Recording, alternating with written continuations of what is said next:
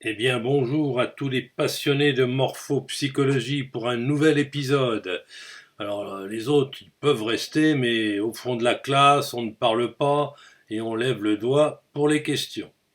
Alors, l'étude de la morphopsychologie de la racine du nez, c'est typiquement du Ledrich. Ledrich, c'est mon auteur favori, qui n'est pas très connu ni valorisé, en tout cas en France. En France, on préfère l'école de Cormand. Alors, ça va être le sujet qui fâche, parce que la vision de Ledrich est un petit peu trop pragmatique pour certains, trop réductrice, un petit peu trop simpliste, mais en apparence. Et donc cette vidéo ne pourra pas plaire à tout le monde, bien entendu.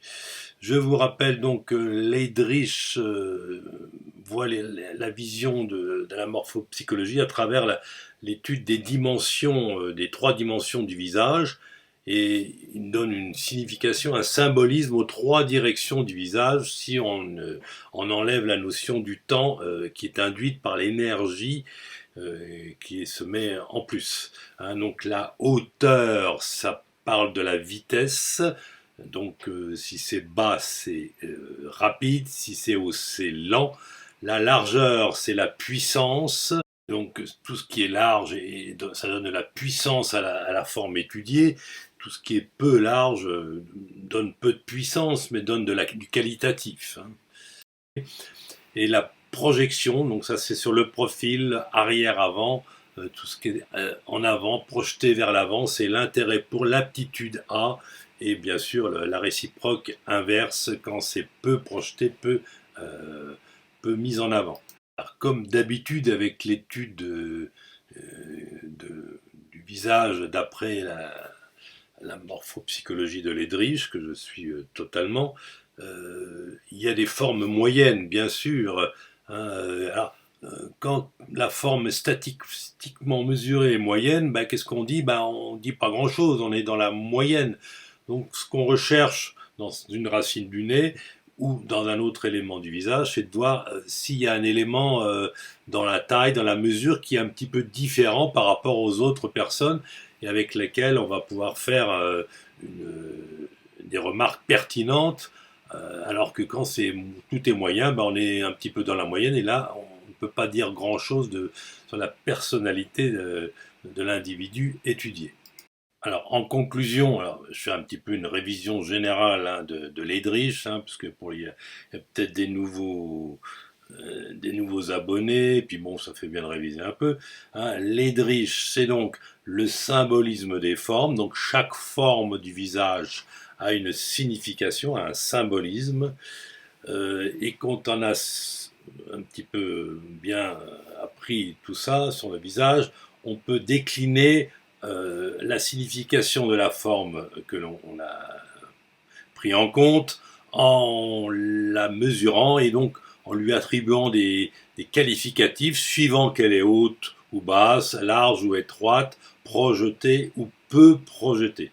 Voilà, le Ledrich, c'est tout bête, c'est ça, c'est simple en apparence, mais le problème, c'est qu'il faut faire la synthèse générale après. C'est là que c'est beaucoup plus dur.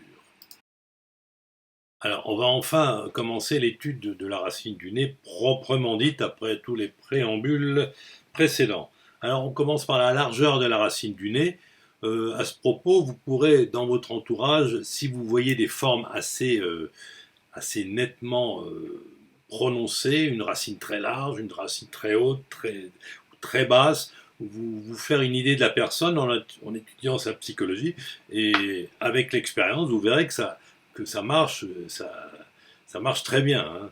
Alors, la racine du nez large, ben, c'est la force, la puissance, donc, puisqu'on est dans la largeur, pour faire passer et imposer ses idées. Il y a un bon jugement sur soi-même et si vraiment la racine est trop large, on peut avoir une vision un petit peu irrationnelle des choses dans les cas extrêmes.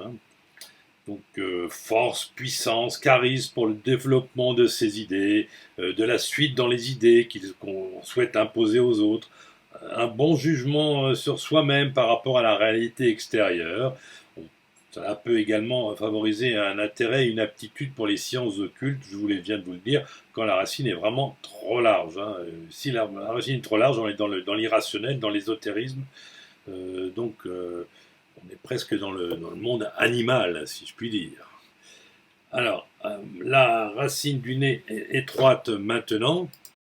Alors là, c'est la personne qui aime une vie libre, sans ligne de conduite. La personne ne manque pas d'une occasion pour s'amuser. Elle n'aime pas trop l'ordre ou la loi contraignante, hein.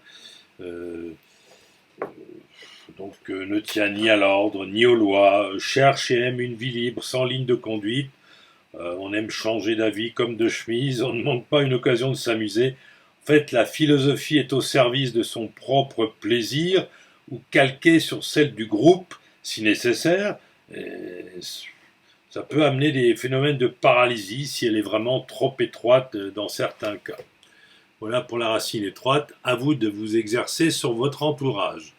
Alors maintenant, la racine haute. Alors, haute, je vous rappelle encore, hein, haute, bas, large, étroit, c'est par rapport à la moyenne des individus que Ledrich a pu fixer. Donc, voilà, enfin, visuellement, on peut, quand la racine est haute, comme on le voit sur le schéma, il n'y a pas besoin de mesurer, hein. Donc, la racine haute, bah, c'est comme vous voyez, c'est suivre des règles de conduite pour soi-même et avoir une théorie personnelle. Aimer, suivre des théories, philosophies compliquées, éventuellement, se référer aux traditions, ça donne un côté sérieux, hein. Donc, en gros, c'est une racine haute, c'est la personne aime la loi et l'ordre. Elle craint l'inconnu, il y a une aptitude pour comprendre les théories et philosophies compliquées, beaucoup de règles de conduite pour soi-même, mais laisse cependant les autres libres de ce point de vue, hein. On préfère les vieux systèmes de pensée, on aime se référer aux valeurs traditionnelles, on reste fidèle à sa théorie personnelle.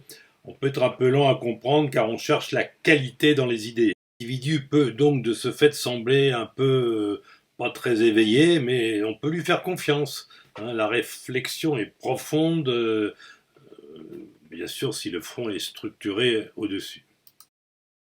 Alors maintenant, la racine basse, bah là, l'individu s'intéresse surtout à lui-même et à ses propres intérêts, hein. Il ne perd pas de temps à philosopher, hein. Il ne perd pas de temps. Oui, il perd pas de temps, c'est bas, donc c'est rapide. Donc la philosophie personnelle, vous voyez comment on peut arriver aux conclusions que je viens de vous citer. Bon, si ça va vite, on ne perd pas de temps sur la philosophie, hein. Les règles sont connues, bien sûr, mais c'est pour les autres. On s'intéresse surtout à soi-même, on ne perd pas de temps à philosopher. La réponse est rapide et toute faite. On connaît les règles de conduite, ça c'est par la largeur, mais on considère qu'elles sont pour les autres, car on passe vite dessus, hein. Ce qu'il finit par intégrer comme un fonctionnement habituel, cet individu, c'est ne pas appliquer longuement une théorie, car on ne sait pas s'y appesantir. Voilà pour cette racine basse. Alors maintenant, la troisième dimension pour étudier cette forme du visage que l'on traite aujourd'hui, donc la racine du nez, bah, il faut se mettre de profil, hein. La hauteur, la largeur, c'est de face, et pour voir la profondeur, il faut se mettre de profil, hein. Donc là, les schémas sont très parlants, hein. La racine elle peut être très projetée avec cet aspect de racine du nez, ou très creuse, très creusée, dans le deuxième schéma de la figure 14. Vous le voyez, quand la racine est projetée, c'est donc l'éthique, la doctrine, ligne de conduite et la philosophie personnelle. Les gens prennent la vie sérieusement, mais bien sûr à leur manière, hein. Donc c'est méditer sur des choses, une manière de vivre par rapport à une philosophie ou à une morale personnelle. Avoir une ligne de conduite, on peut lui faire confiance, même si la bouche est large, hein. On sait que la largeur de la bouche, la sociabilité dans un sens large diminue l'honnêteté. La personne se montre apte pour faire des recherches de type philosophique, ne cherche pas à tout prix de plaisir, recherche le côté sérieux de la vie. Elle prend l'existence sérieusement. On peut vivre retiré car on a matière à réflexion. Mais attention, le sérieux de l'un ne peut peut-être pas être le sérieux de l'autre, hein, attention. Quand la racine est peu projetée, donc la racine du nez creuse, bah, il n'y a pas de philosophie de la vie. On ne prend pas la vie au sérieux, on suit les règles de vie du milieu, le sens des responsabilités limitées, on suit la morale du groupe là où il en est. Voilà. Alors, on ne prend pas la vie au sérieux, on ne médite sur rien de spécial dans la vie, et de ce fait, on va rechercher la compagnie, car d'une certaine façon, on manque de profondeur intellectuelle, le sens des responsabilités est un peu plus limité, que ce soit pour soi-même ou pour les personnes sous surveillance. On recherche le plaisir facile, on favorise les activités physiques, gaies, de nature, la personne est peu enclin au sérieux. La joie de vivre est sans doute plus aisément atteinte par ce genre de sujet qui ne s'embrasse pas d'une philosophie compliquée de l'existence. Voilà ce qu'on peut dire quand la racine est peu projetée. Alors ça y est, maintenant, vous voilà au point, vous savez tout sur l'étude de la racine du nez selon Friedrich dans les 3 dimensions. Alors, en pratique, qu'est-ce qui se passe? En pratique, bien souvent, on se retrouve devant des racines un peu moyennes. Donc, qu'est-ce qu'on dit? Qu'est-ce qu'on fait? On fait rien. On passe à autre chose. On essaye de trouver dans le visage, dans l'expression, avec les muscles du visage, quelque chose qui va personnaliser très bien la personne, alors que on ne peut rien trouver comme grain à moudre dans la racine de la personne étudiée. Dans d'autres cas, c'est très net, hein, donc il ne faut pas hésiter à retenir. Hein. Vous avez une racine du nez très longue, il n'y a pas de problème. Les qualificatifs que l'on vient de décrire sur la racine longue, par exemple, ça peut être autre chose, ils vont être présents chez l'individu, mais attention, il faut le composer avec le reste du visage. Ainsi donc, si par exemple la racine du nez est creuse, ouais, donc la personne ne prend pas tellement la vie au sérieux, elle n'a pas trop le sens des responsabilités, etc., etc. Bon, mais par contre, si son front est très vertical, ça va pondérer un peu cette racine creuse, hein, par le besoin de contrôle de la pensée, par un espèce de rigidité morale que va impliquer la verticalité du front. Donc voilà, c'est toujours une synthèse, Edrich. C'est ça la difficulté de cette technique. Hein. On peut avoir au sein de cette racine 2 éléments un petit peu associés et parfois contradictoires. Hein. Donc ça sera votre exercice pour le mois prochain. J'ai personnellement dans mon entourage une personne qui a une racine du nez haute, haute et en même temps haute, donc c'est-à-dire c'est de face, et en même temps fine, donc étroite sur le face aussi. Donc, c'est quoi la conclusion? C'est la synthèse des 2 choses en même temps. Alors, c'est votre exercice pour le mois prochain. Voilà. Et bien voilà, on en a donc fini avec cette vidéo sur la racine du nez en ce 6 septembre 2020.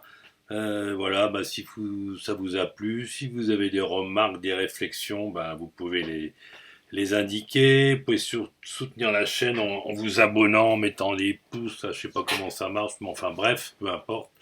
Voilà, bon week-end et bientôt pour une nouvelle vidéo. Merci à tous.